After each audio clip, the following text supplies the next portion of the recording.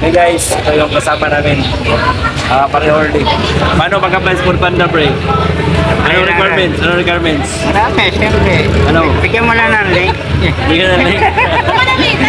Nasa comment section yung link, mga kaibigan, mag-apply ka sa Foodpanda.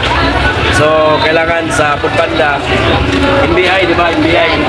Saka plus clearance, PIN ID, naka number. Siyempre, number license. At saka professional, or CR ng motor natin na updated, nakapangalan sa atin. So, yun lang mga kaibigan, no? Follow our channel. Ride safe po kayo lahat. Sana makapasok po kayo sa Foodpanda.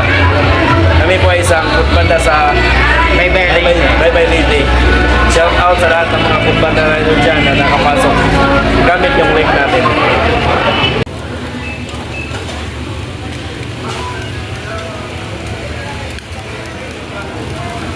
Walang booking.